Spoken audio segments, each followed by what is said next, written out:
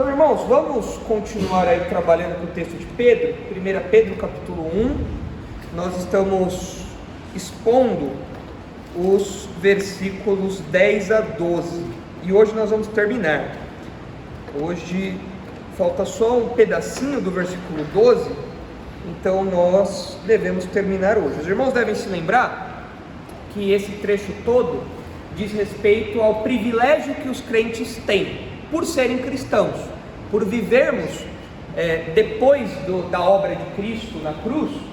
Pedro apresenta para nós um comparativo de como os cristãos são privilegiados em relação aos profetas do Antigo Testamento, em relação até mesmo aos anjos. O que Pedro faz aqui é apontar para nós esse grande privilégio, e ele faz isso contrastando aí, o passado, o Antigo Testamento, e o presente, o Novo Testamento, as verdades que foram trazidas à tona aí depois da obra de Cristo.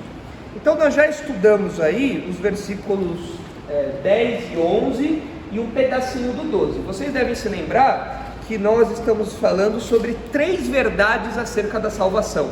Então são 3 verdades sobre a salvação cristã. Nos versículos 10, 11 e 12a, ou seja, o comecinho do 12, nós vemos que a salvação cristã é um privilégio investigado pelos profetas, e isso nós já terminamos na semana passada. Então o texto diz assim, qual é essa versão? Eu acho que essa versão aí, essa é eu não estou conseguindo ver lá em cima, Dani, mas eu acho que é a ARC. Dá uma olhada se está na área aí. Aí, isso, está na ARC mesmo. Põe aí na área, por favor. Então, olha aí o versículo 10 que fala sobre esse privilégio investigado pelos profetas. Isso, aí, foi. Obrigado, Dani. Foi a respeito desta salvação que os profetas indagaram e inquiriram, os quais profetizaram acerca da graça a vós outros destinada, investigando atentamente qual a ocasião ou quais as circunstâncias oportunas indicadas pelo Espírito de Cristo que neles estava, ao dar de antemão testemunho sobre os sofrimentos referentes a Cristo e sobre as glórias que o seguiriam. A eles foi revelado que não para si mesmo, mas para vós outros, ministravam as coisas que agora vos foram anunciadas. A gente parou aí nas coisas, eles ministravam as coisas anunciadas. E sobre esse privilégio investigado pelos profetas, os irmãos devem se lembrar que nós vimos nesse texto aí algumas características do ofício profético, algumas características do trabalho profético. Então nós vimos que o trabalho dos profetas do Antigo Testamento, no que diz respeito à salvação, nessa temática da salvação, quando eles se deparavam com esse assunto, eles tinham um estudo detido, eles ralavam, eles estudavam mesmo, ficavam lá na escrivaninha, gastando tempo, vendo o que Deus tinha revelado, refletindo sobre isso, pesquisando sobre isso. Isso ficou claro pelos verbos que Pedro usa, Indagaram, inquiriram, investigaram atentamente. Então, essa primeira marca é a marca do estudo detido. Como a chuva aumentou, vou usar o microfone, senão minha voz vai embora. Pronto, você não precisa falar tão alto. A chuva me forçou a usar o microfone. Então, vamos lá. A segunda marca aí do trabalho dos profetas é o foco no futuro. Isso fica claro, nós já vimos isso, porque Pedro fala que os profetas tinham a consciência de que eles estavam falando para gerações futuras, não para eles próprios, e eles estavam ministrando, ou seja, eles estavam servindo a irmãos, a outros crentes que viriam no futuro, no caso dos leitores de Pedro, nós. Então o que os profetas fizeram lá atrás serve para nós hoje. O Antigo Testamento que nós temos não foi jogado fora, continua sendo material riquíssimo para nós. Então nós vemos esse foco futuro aí dos profetas, do trabalho profético. E o último item que nós vimos, ainda sobre esse ponto dos profetas, é a origem divina da mensagem desses homens. Isso fica claro aí porque o texto fala que essas coisas foram indicadas pelo Espírito de Cristo. Nós explicamos essa expressãozinha e nós vimos que essas coisas foram reveladas a esses homens.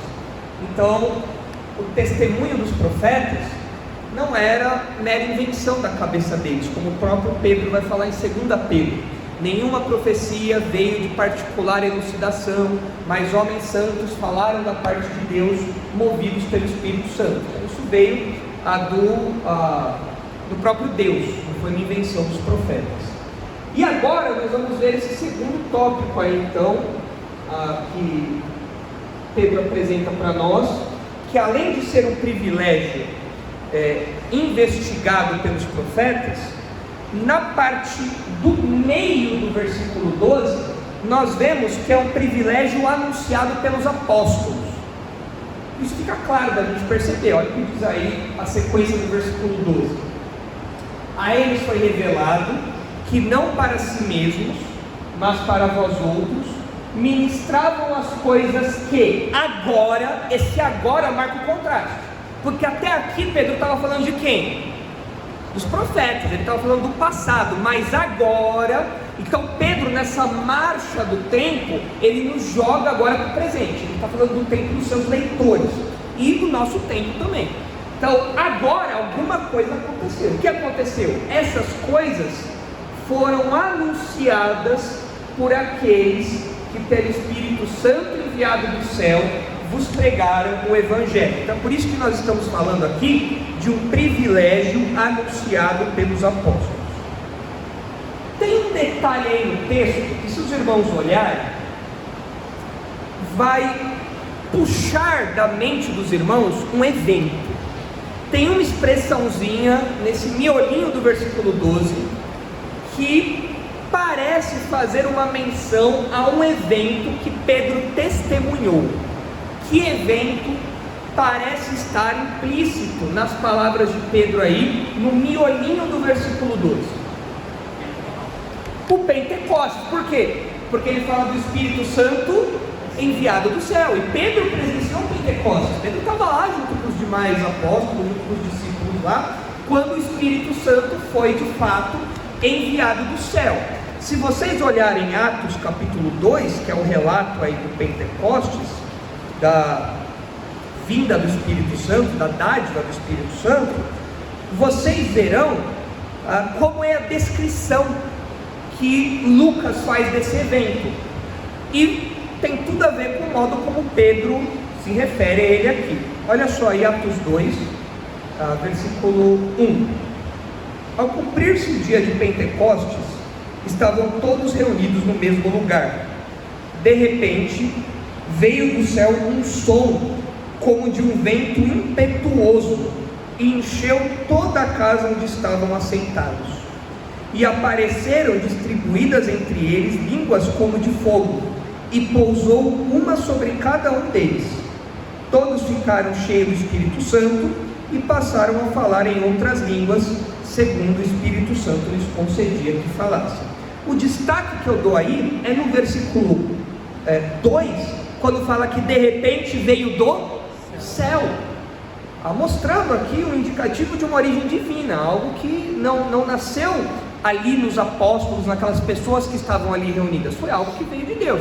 E Pedro, ao se referir a esse evento na sua carta, ele fala, quando o Espírito Santo é enviado do céu. E é curioso que Pedro fala aqui, volta lá por favor, Dani. Pedro fala que essas coisas foram anunciadas por aqueles que receberam o Espírito Santo. E se vocês voltarem lá para Atos 2, não precisa abrir aí não, Dani, para não ficar indo voltando aí, mas se vocês olharem em Atos 2, no final do capítulo 2, lá no versículo 37, você vê o seguinte: ouvindo eles tais coisas, é depois da pregação de Pedro aqui, ouvindo eles tais coisas, compungiu-se-lhes o coração e perguntaram a Pedro e aos demais apóstolos: que faremos, irmãos? Respondeu-lhes Pedro: arrependei-vos e cada um de vós seja batizado em nome de Jesus Cristo para a remissão dos vossos pecados, e recebereis o dom do Espírito Santo. Aqui, dom do Espírito Santo é o próprio Espírito Santo, é a bênção, a dádiva do Espírito Santo. Pois para vós outros é a promessa, para vossos filhos e para todos os que ainda estão longe, isto é, para quantos o Senhor nosso Deus chamar. Com muitas outras palavras, Deus deu testemunho e exortava-os, dizendo: salvai-vos dessa geração perversa. Então os que lhe aceitaram a palavra foram batizados, havendo um acréscimo naquele dia de quase 3.000 pessoas. Então olha só, quando os apóstolos receberam o Espírito Santo, qual foi a tarefa que eles imediatamente começaram a realizar? Pregar. Eles começaram imediatamente a anunciar. O Jesus, pensa que nós estamos falando aqui do Pentecostes, o momento onde os judeus estavam lá em Jerusalém, o momento onde a cidade está fervilhando, judeus conhecedores do Antigo Testamento. E Pedro fala: olha, este Jesus a quem nós anunciamos é o cumprimento das promessas feitas lá do Antigo Testamento. E essa capacitação na pregação de Pedro, bem como a capacitação do entendimento dessa mensagem no coração daquelas pessoas, veio por obra de Deus, veio pelo Espírito Santo. E aqui fica clara essa relação. Os apóstolos receberam o Espírito Santo e começaram a testemunhar. E Pedro fala: agora essas verdades acerca do Evangelho foram anunciadas por aqueles que pelo Espírito Santo vos pregaram o Evangelho. A gente não sabe exatamente quem é que foi quais foram, né, as pessoas responsáveis pela evangelização direta dos leitores de Pedro. A gente não sabe, mas pode ter sido algum apóstolo, pode ter sido, eles podem ter ouvido isso enquanto eles estavam em Jerusalém, em algum outro momento. Outro pregador pode ter levado o evangelho até eles. De qualquer forma, o fato é que esse testemunho veio por meio da capacitação do Espírito Santo. Então isso fica muito claro aí. Parece que Pedro está se lembrando realmente do Pentecostes. E ele faz aqui então uma relação de sucessão muito interessante, porque olha só, lá no versículo 11, o Espírito Santo atuava em quem? No versículo 11. Versículo 11, o Espírito Santo atuava em quem? Nos profetas. E no versículo 12, o Espírito Santo atua em quem agora? Nos apóstolos, naqueles que pregaram o Evangelho inicialmente. Então você vê aqui uma relação de sucessão. Os profetas receberam as promessas de Deus no passado, por meio do trabalho do Espírito Santo neles. Agora os apóstolos estão anunciando o cumprimento dessas promessas, também capacitados pelo Espírito Santo. Então é uma sucessão de ministérios aqui. O mesmo Espírito que revelava coisas lá atrás aos profetas, agora está anunciando, capacitando homens a anunciar o Evangelho nos tempos dos leitores ali de Pedro, no tempo dos apóstolos, o cumprimento de todas aquelas profecias ali. Agora é interessante a gente observar que ao longo do Novo Testamento tem alguns outros textos que falam da atuação do Espírito Santo na pregação, porque esse é o assunto aí do versículo 12, desse miolinho, né? Olha lá, essas coisas foram anunciadas por aqueles que pelo Espírito Santo enviado do céu vos pregaram o Evangelho. Ok, Pedro parece estar fazendo uma menção ao Pentecostes. Os leitores de Pedro ouviram o Evangelho, a gente não sabe por meio de quem, mas a gente vê que o Espírito Santo capacita as pessoas a pregar o Evangelho. Não é à toa que lá em Atos, a promessa de Jesus, lá em Atos 1, é: recebereis poder ao descer sobre vós o Espírito Santo e sereis minhas testemunhas em Jerusalém, Judéia, Samaria e confins da terra. Então o Espírito Santo capacita a pregar. E quando nós olhamos, por exemplo, para Efésios 3:1, a gente vê uma relação interessante entre a atuação do Espírito Santo na pregação e o trabalho dos apóstolos. Olha só aí, Efésios 3, versículo 1.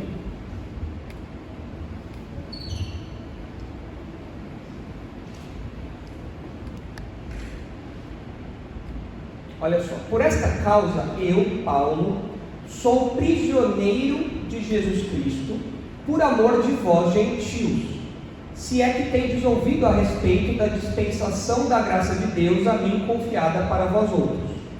Pois segundo uma revelação, ou seja, algo que não nasceu em Paulo, foi algo que foi revelado a Paulo. Segundo uma revelação, me foi dado conhecer o mistério, conforme escrevi há pouco resumidamente. Mistério na terminologia teológica não é algo que a gente não consegue entender, não é fantasma, não é isso. Mistério no Novo Testamento é uma coisa que estava escondida e foi revelada, tanto que Paulo fala, foi por meio de uma revelação que o mistério chegou até mim, ok? Conforme escrevi há pouco, pelo que quando ledes, podeis compreender o meu discernimento do mistério de Cristo, o qual em outras gerações não foi dado a conhecer aos filhos dos homens, como agora. Vejam só que interessante, Paulo também faz esse contraste. No passado, a galera não via com a mesma clareza que a gente está vendo agora. Olha só, não foi dado a conhecer aos filhos dos homens, como agora foi revelado aos seus santos apóstolos e profetas no Espírito. O que é esse no Espírito? É sobre a direção do Espírito, é sobre a influência direta do Espírito Santo. Qual é esse mistério que foi revelado aos apóstolos e aos profetas que ensinavam a igreja nesse período de transição aí, né? Desse começo da igreja, o que é esse mistério? A saber, que os gentios são co-herdeiros, membros do mesmo corpo e coparticipantes da promessa em Cristo Jesus por meio do Evangelho. Qual que é o mistério que Paulo está falando aqui? Olha, no Antigo Testamento isso não ficava muito claro, mas agora está claro. Os não-judeus, os gentios, fazem parte da promessa feita aos judeus. Agora na igreja tem judeu e gentio. Esse é o mistério que antes estava meio nublado, mas agora está cristalino, agora está claro como a luz do dia. Por quê? Porque o Espírito Santo revelou aos apóstolos e aos profetas. Então é interessante ver isso, que o anúncio das verdades do Evangelho e das outras realidades anexas ao Evangelho, como a salvação ofertada aos gentios, foi algo revelado pelo Espírito Santo aos apóstolos. Não veio da cabeça de Paulo, não veio da cabeça de Pedro. Outro texto que mostra essa relação do Espírito Santo na pregação e os apóstolos, olha só, é 1 Coríntios 2. 1 Coríntios capítulo 2. Aqui a gente vê Paulo falando sobre o trabalho de pregação dele na cidade de Corinto. Paulo foi para Corinto lá em Atos 18. Em Atos 18 tem a chegada dele a Corinto. Ele trabalhou junto com um casal famoso, que é a Priscila e o Áquila. Trabalharam ali em Corinto, ralando ali para conseguir colocar uma igrejinha ali. Trabalharam ali por bastante tempo. Isso foi no ano 51, mais ou menos. E em 1 Coríntios 2, Paulo narra um pouco, Paulo descreve um pouco esse contato que ele teve com os coríntios. Olha só: eu, irmãos, quando fui ter convosco, anunciando-vos o testemunho de Deus, não o fiz com ostentação de linguagem ou sabedoria. Porque qual que era o problema aqui? Por que Paulo está falando isso? Porque o problema na igreja de Corinto era que a turma estava muito encantada com as habilidades retóricas dos mestres gregos e tudo mais. Então o pessoal enfeitava muito pavão na hora de falar. O pessoal falava coisas assim, coisas maravilhosas, usando recursos assim, que o recurso encantava mais do que a mensagem. A firula que o pessoal fazia, né, o enfeite que o pessoal fazia, era mais importante do que a mensagem. Paulo fala: olha, quando eu fui até Corinto, eu não anunciei o evangelho para vocês com toda essa pompa dos mestres da retórica, porque decidi nada saber entre vós, senão a Jesus Cristo e este crucificado. E foi em fraqueza, temor e grande tremor que eu estive entre vós. Aqui a gente vê a percepção de Paulo, né, da pequenez que ele tem. Olha, é uma mensagem poderosa e eu não sou forte o suficiente ou grande o suficiente para anunciar isso. Portanto, a disposição dele foi de fraqueza, temor e grande tremor adiante disso. A minha palavra e a minha pregação não consistiram em linguagem persuasiva de sabedoria, mas em demonstração do Espírito e de poder, para que a vossa fé não se apoiasse em sabedoria humana, e sim no poder de Deus. Porque a preocupação de Paulo era a seguinte: se eu fosse até vocês e fizesse um anúncio todo pomposo, e a fé de vocês se baseasse nessa pompa, seria como a moda depois de um tempo, isso ia virar passado e vocês iam ter que crer em alguma coisa diferente. Então, por isso que a minha pregação foi simples, foi Jesus Cristo e a obra dele em nosso favor. É isso, a morte dele em nosso favor. Mas o que chama a nossa atenção aí é aquele detalhezinho ali do versículo 4, quando fala que ele fez isso não por linguagem persuasiva, mas em demonstração do Espírito e de poder. O que seria uma demonstração do Espírito? Porque note, a gente está recorrendo a esse texto para conectá-lo com a atuação do Espírito Santo na pregação dos apóstolos. Quando fala ali demonstração do Espírito, tem duas possibilidades interessantes. Pode ser que Paulo esteja falando talvez de alguns milagres que ele tenha feito em meio aos coríntios.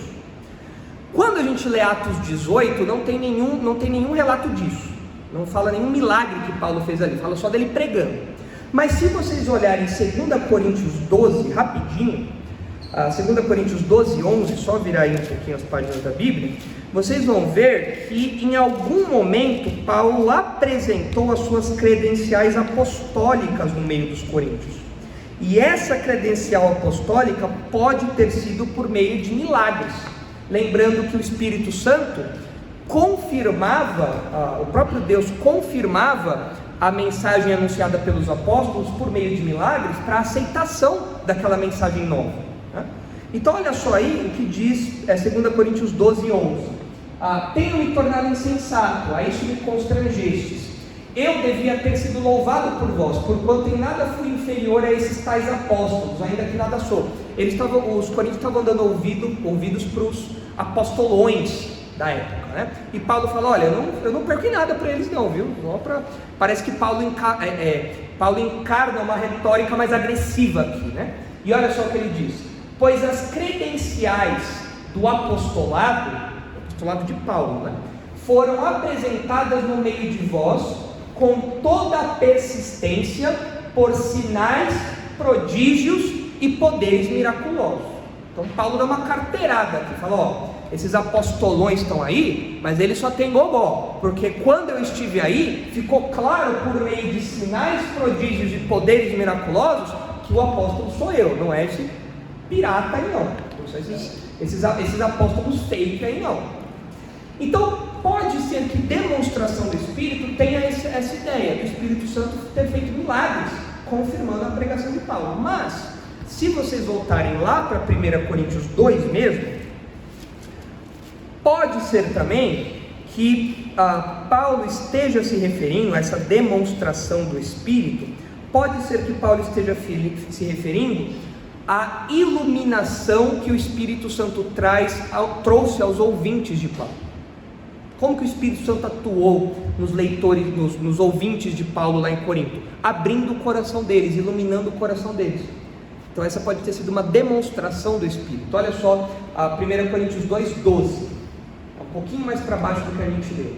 Ora, nós não temos recebido o Espírito do mundo, e sim o Espírito que vem de Deus, para que conheçamos o que por Deus nos foi dado gratuitamente. Ele continua, disto também falamos, não por palavras ensinadas pela sabedoria humana, mas ensinadas pelo Espírito, conferindo coisas espirituais com... Desce um pouquinho, por favor, aí, Dani. Aí. Coisas espirituais com espirituais. Ora, o homem natural não aceita as coisas do Espírito de Deus, porque eles são loucura, e não pode entendê-las, porque elas se discernem espiritualmente. Então, pode ser que essa atuação do Espírito Santo se refira ao que o Espírito Santo fez nos leitores, nos ouvintes dele, que são os leitores aqui de Coríntios, né? Abrindo o coração deles.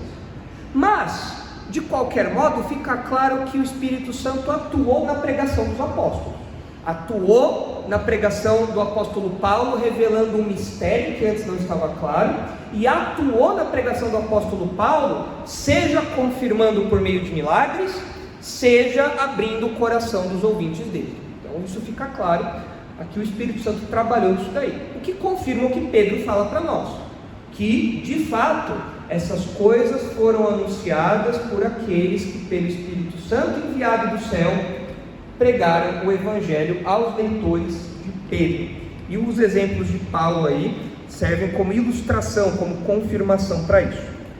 Agora olha só que interessante, uma aplicaçãozinha disso, né? Pedro está enfatizando muito a atuação do Espírito Santo nessa tarefa, a atuação do Espírito Santo na revelação dos mistérios de Deus, dos mistérios do Evangelho, na pregação. Pedro está enfatizando o Espírito Santo. E aqui ele fala sobre as pessoas anunciarem o Evangelho capacitadas pelo Espírito. E nós, como crentes, nós também testemunhamos do Evangelho capacitados pelo Espírito Santo. Ninguém nega isso. É o Espírito que nos capacita a pregar, não é a nossa própria capacidade. Agora, isso coloca uma situação diante de nós. Qual é a situação? Quando alguém ouve a pregação da nossa boca, assim como as pessoas que ouviram a pregação anunciada pelos apóstolos, pelos pregadores, e a pessoa aceita ou rejeita o Evangelho, ela está aceitando ou rejeitando a quem quando ela faz isso? Ao Espírito Santo. Ela está rejeitando ao próprio Deus. Então, aceitar o Evangelho significa você aceitar as palavras do próprio Deus como verdadeiras. Mas você rejeitar a pregação do Evangelho, você rejeitar as palavras do próprio Deus também. Não é à toa que lá em 1 Tessalonicenses 2, abre aí por favor, Dani, 1 Tessalonicenses 2,13, é muito interessante o que Paulo fala sobre a disposição dos Tessalonicenses em relação à palavra que foi pregada, né? Em 1 Tessalonicenses 2,13, olha só o que Paulo diz. 1 Tessalonicenses 2,13.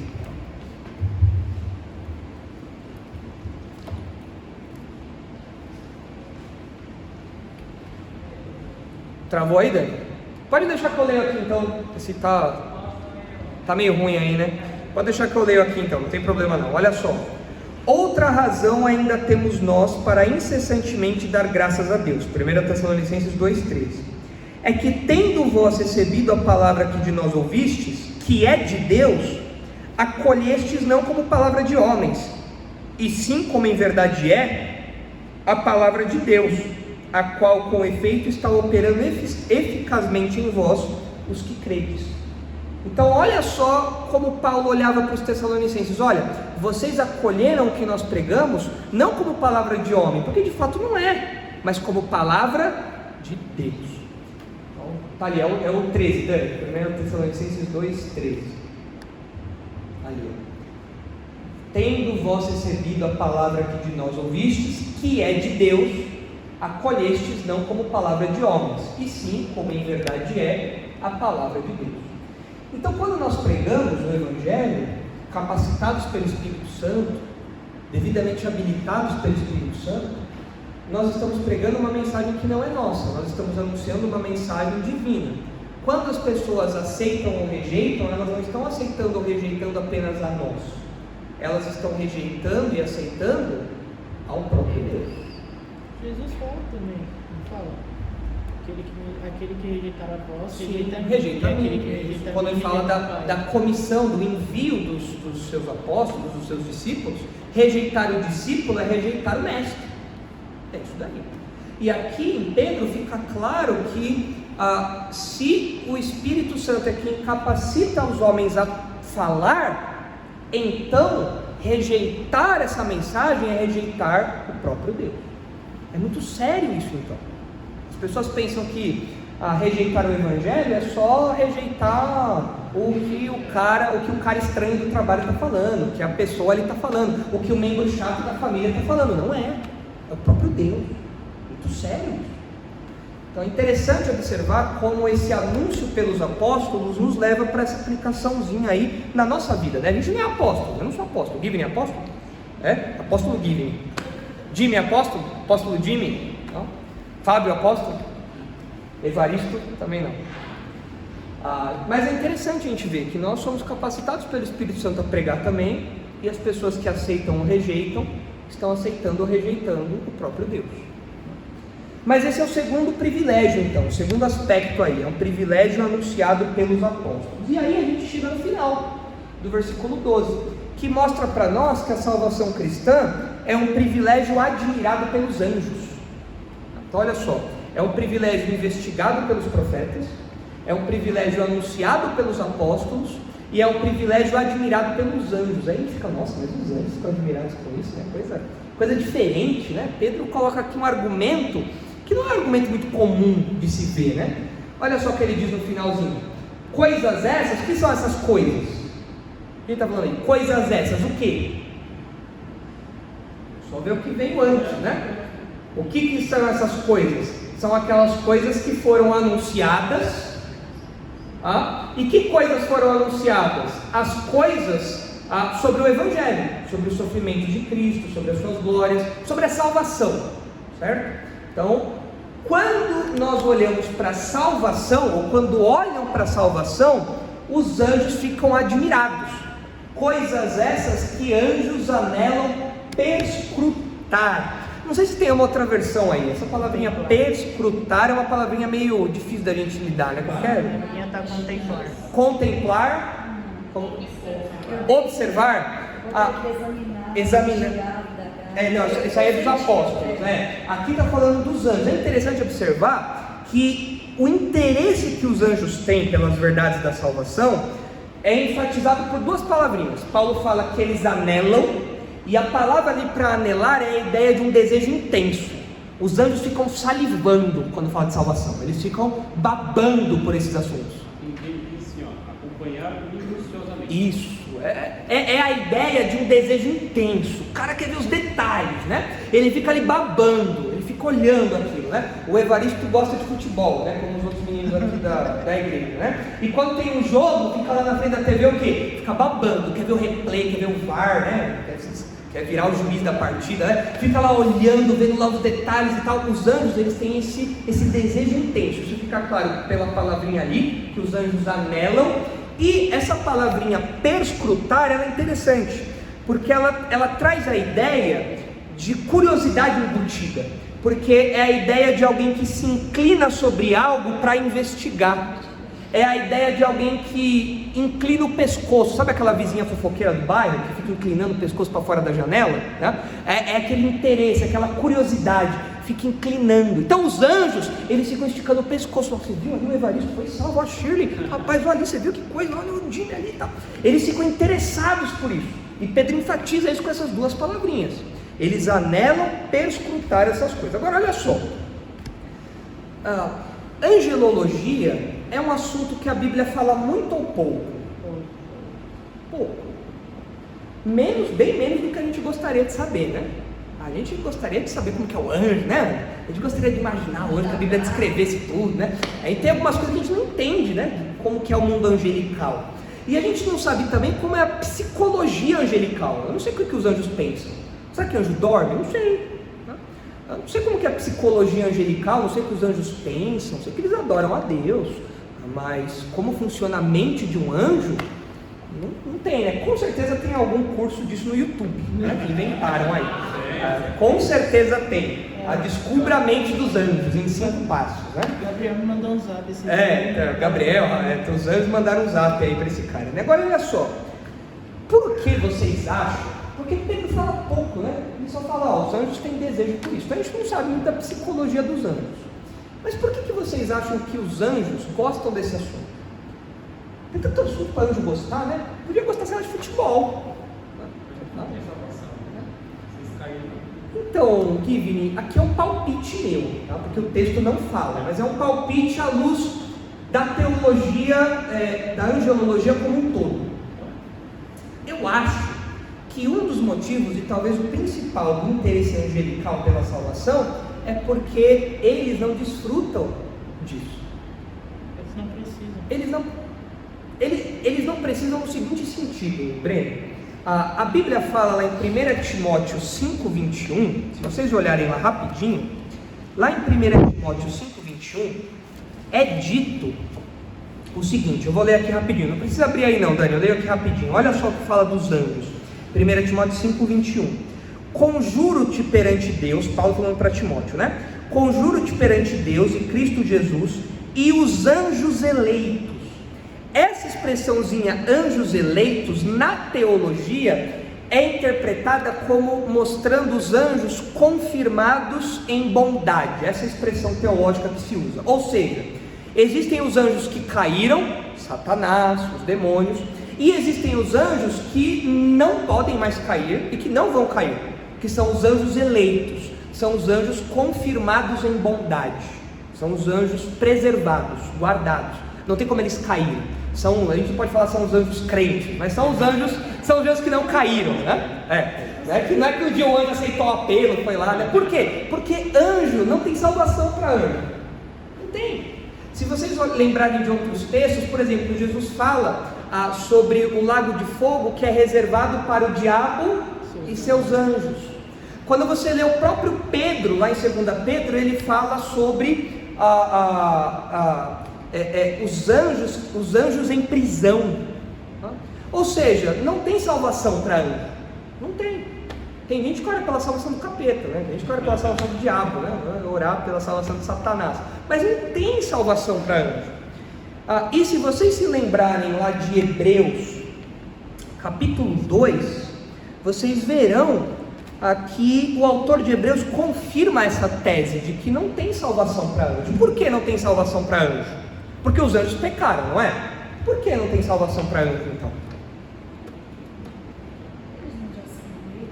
Então, mas tem os maus e o diabo, tadinho.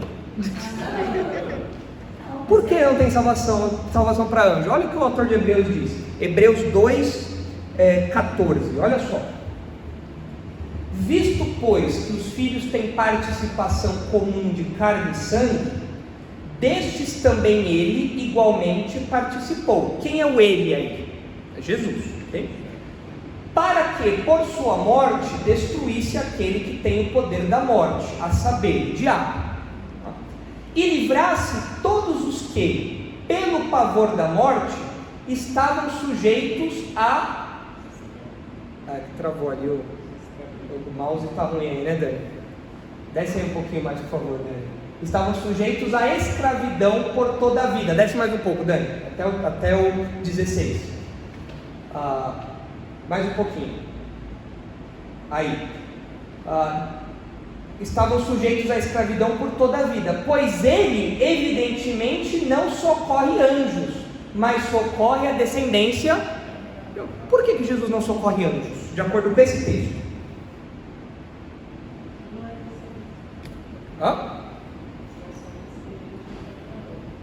Mas por quê?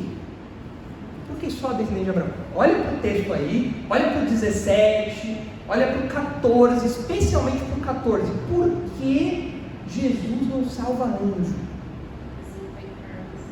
Porque Jesus se fez homem, não se fez anjo. Por que os anjos não têm salvação? Porque Jesus não se tornou um anjo, agora ele se tornou homem para salvar a humanidade, para salvar os homens. Então eu acho, olhando para esse texto e para essas verdades que a gente comentou, que os anjos olham com uma admiração, porque eles falam: olha só isso. A nossa classe não desfruta desse privilégio. Tudo bem, nós estamos aqui preservados, protegidos, mas Deus não morreu por nós. Deus se fez homem para salvá-los, mas Ele não se fez anjo para nos salvar. E arrepiar, né? Fala. Mas faz sentido pensar nisso, não faz? Porque, de fato, os anjos não experimentam isso. Eles estão lá guardados, é verdade. Mas eles não experimentam esse grande privilégio que nós temos como crentes. Gente, o próprio Deus se encarnou para morrer em nosso lugar, para pagar a nossa dívida. Não tem privilégio maior do que esse, não tem graça maior do que essa. É por isso que Pedro fala, essas coisas os anjos ficam babando. Os anjos ficam ali salivando, olhando para isso, porque é uma realidade que eles não experimentam. Eles não vivem do jeito que a gente vive, porque eles não são salvos como a gente é salvo. Diga, Breno. Pensando assim, é mesmo bonito, que me fez lembrar também dos estudos que você, sobre a vida de Jesus, que o senhor terminou no Darash. Isso me fez lembrar do nascimento de Jesus, porque o senhor falou uma coisa bonita, porque o Cristo Deus se fez homem, se fez um bebê, fraco, frágil, precisava de cuidados. O Criador, que sustentava o mundo, se fez uma criatura frágil, chorava e precisava de ajuda. E ele ainda foi filho de um carpinteiro, que ensinava ele a criar coisas. Ele que é o Criador, aprendeu a criar. Exatamente. São coisas que os anjos falam, gente, olha que barato. É Deus, a gente acabou de sair do salão para adorá-lo lá, salão celestial, e olha ali ele agora como um ser humano, aprendendo ali a balbuciar as primeiras palavras, tudo isso para salvar a humanidade. Isso mostra o tamanho do amor de Deus por nós. Não é à toa que João fala, porque Deus amou o mundo de tal maneira. Não fala que Deus amou os anjos de tal maneira, fala que Deus amou o mundo. E o que é o mundo? A humanidade, os seres humanos. Deus amou a humanidade de tal maneira que enviou seu próprio filho para nos salvar. A gente não vê isso em relação aos anjos. Então por isso que parece que Pedro aponta isso daí. E é interessante ver isso daí também em Lucas 15. Se vocês olharem lá, esse tema, essa parte do estudo especialmente me empolgou, porque é muito legal ver isso, né? Esse vislumbre aí um pouco da psicologia angelical, né? Que os anjos pensam, que os anjos sentem, né? Olha só o que diz aí em Lucas 15, no versículo 7. Olha só, digo-vos, Jesus falando, né? Digo-vos que assim haverá maior júbilo no céu por um pecador que se arrepende do que por 99 justos que não necessitam de arrependimento. E olha o 10 agora.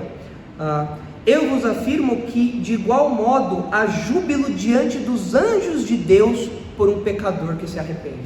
Quando Gideon falou, Jesus é meu salvador, os anjos vibraram. Deram ola lá no céu, né?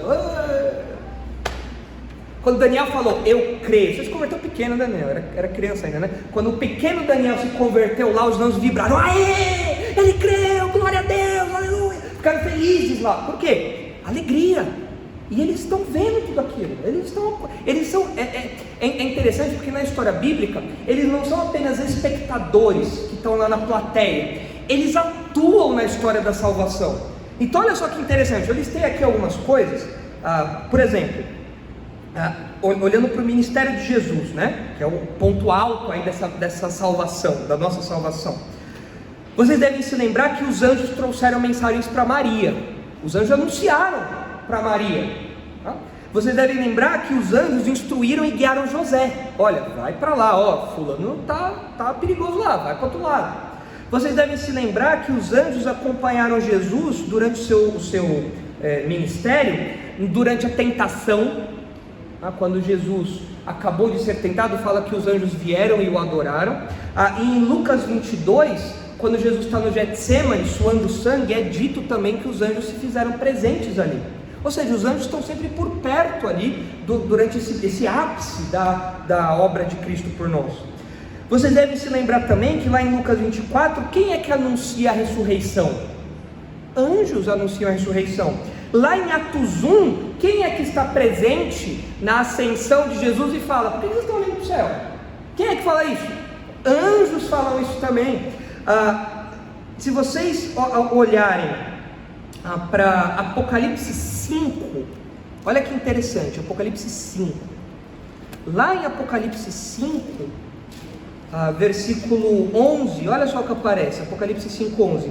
Vi e ouvi uma voz de muitos anjos ao redor do trono, dos seres viventes e dos anciãos, cujo número era de milhões e milhares de milhares, proclamando em grande voz. Olha o que esse exército angelical está proclamando: digno é o cordeiro que foi morto de receber o poder e riqueza e sabedoria e força e honra e glória e louvor.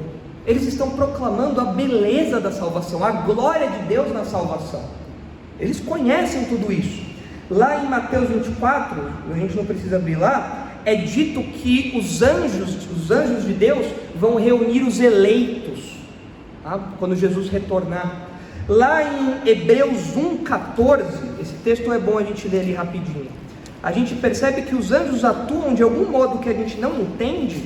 Eles atuam em nossa vida, eles ministram aos crentes. A gente não sabe como é isso, ou o que é isso, mas o texto fala, olha só: não são todos eles espíritos ministradores enviados para serviço a favor dos que hão de herdar a salvação?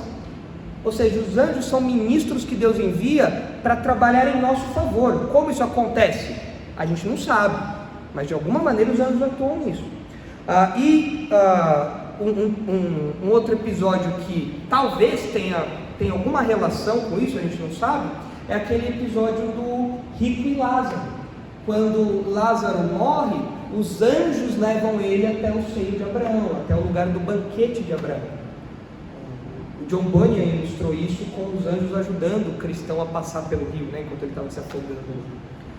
Então a gente não sabe como é esse socorro dos anjos, essa ministração dos anjos, mas pode ser que tenha algo a ver com a hora da nossa morte, como aconteceu ali com Lázaro, a gente não sabe. Mas o fato é que eles estão, o que eu quero dizer é que todos esses episódios que eu mostrei indicam que os anjos estão próximos da história da salvação. Eles participam, eles anunciaram para Maria: Maria, o Salvador vai nascer. José, olha, protege Jesus, vai para lá. Eles estavam junto com Jesus no Getsemane, poucas horas ali de Jesus ser crucificado. Eles anunciaram a ressurreição de Jesus, a ascensão de Jesus. Ou seja, os anjos trabalham diretamente nessa história, mas eles não são beneficiados por isso. Imagina o interesse: olha que legal, estou trabalhando por ele, olha como eu queria ter esse gostinho que eles têm, olha só, que legal, olha isso, cara, olha que legal, Miguel, vem cá, vem aqui, Miguel, corre aqui, cara, olha que legal ali, e os anjos babando por isso. É um privilégio que os crentes têm, é um grande privilégio. Então por isso que Pedro coloca aí para nós, que é um privilégio admirado pelos anjos. Geralmente a gente olha para os anjos com admiração, reverência, porque são seres mais poderosos do que nós, são seres santos, são seres perfeitos em sua moralidade, mas nós desfrutamos de um privilégio que eles não têm. E por que Pedro faz essa última menção aí, Volta lá, por favor, Dani, para 1 Pedro. Por que será que Pedro faz essa menção dos anjos aí, Os leitores de Pedro eram desprezados, humilhados, perseguidos por causa da fé cristã. O mundo olhava para a fé cristã, assim como olha hoje, e o mundo zomba da fé cristã. Por que vocês acham que Pedro coloca o exemplo dos anjos ali no final? Peraí, você vai olhar para a zombaria do mundo, ou você vai colocar na balança a admiração que os anjos têm pelo que acontece na vida dos crentes, na vida dos anjos? Que comparação, brutal isso daí, não tem o que comparar. Essa zombaria, essa ridicularização, essa perseguição, tudo isso que o mundo faz não tem valor nenhum, porque a salvação de vocês é admirada pelos anjos. Os anjos ficam babando quando veem o que acontece na vida dos crentes. Isso faz com que a nossa perspectiva seja calibrada, Faz com que a nossa perspectiva seja calibrada, porque a gente muitas vezes acaba encarando a vida pela ótica do mundo e não pela ótica de Deus, pelas coisas de Deus, Então, nós muitas vezes desvalorizamos aquilo que Deus valoriza porque ficamos com vergonha. E nós, muitas vezes, valorizamos aquilo que Deus desvaloriza, que Ele diz que não tem valor nenhum, porque nós queremos a simpatia do mundo. Então, quando nós olhamos para uma realidade dessa, que Pedro está falando de uma verdade tão sublime do Evangelho, de algo tão singular, isso faz com que a nossa perspectiva volte para um lugar: peraí, eu não tenho que ter vergonha do Evangelho, eu tenho que ter orgulho, eu tenho que encher o peito para falar do Evangelho. Não é à toa que Paulo, por 2 vezes lá em Romanos, em 2 Timóteo, ele fala que ele não se envergonha do Evangelho. E ele fala para Timóteo: Timóteo, não se envergonha do Evangelho também não. E Paulo lá em 2 Timóteo estava preso. E ele fala: não se envergonhe do Evangelho. Eu estou preso por causa do Evangelho, eu não me envergonho. Porque às vezes alguém preso, às vezes alguém ali cerceado, com a liberdade cerceada como Paulo estava, poderia se envergonhar. Timóteo poderia se envergonhar, mas ele fala: não, se o mundo olha para isso e chama isso de vergonha, eu olho para isso e vejo o valor singular que isso tem. Eu não me envergonho, eu encho o peito para falar dessas coisas. Então isso ajusta a nossa perspectiva. O mundo olha para isso e zomba, nós olhamos para isso e fincamos o pé com orgulho, com convicção. E outras coisas também, né? Isso daí abre um leque de aplicações para outras coisas. Tem coisas que o mundo zomba de nós, mas que por ser algo que agrada a Deus, nós não temos que ter vergonha. Então, alguns exemplos. Quando nós falamos sobre a castidade, o jovem se guardar puro até o casamento. Para o mundo, isso é zombaria. Para o mundo, isso é motivo de piada. Vários apelidinhos os meninos ganham, as meninas ganham na escola, porque se guardam puros, castos, né? O mundo zomba disso, mas os crentes que têm a perspectiva ajustada, eles olham para isso e veem nisso valor, veem nisso algo singular, veem nisso algo bom. O mundo olha para isso, o mundo vê isso como uma fraqueza, os crentes veem isso como força, como piedade, honestidade, você ser honesto no trabalho, você não sonegar imposto, você ser alguém que paga tudo direitinho. O mundo olha para isso como se fosse uma piada. Olha o trouxa aí, olha o bobão aí, olha o cara que quer ser honesto em tudo que faz. Cara, pega um pouquinho aí, pega um pouquinho lá, ninguém vai nem ver isso daí não. Você zomba disso, você faz piadas disso, mas isso para mim é sério. Por quê? Porque eu encaro o mundo pela perspectiva de Deus. Aquilo que Deus valoriza, eu valorizo.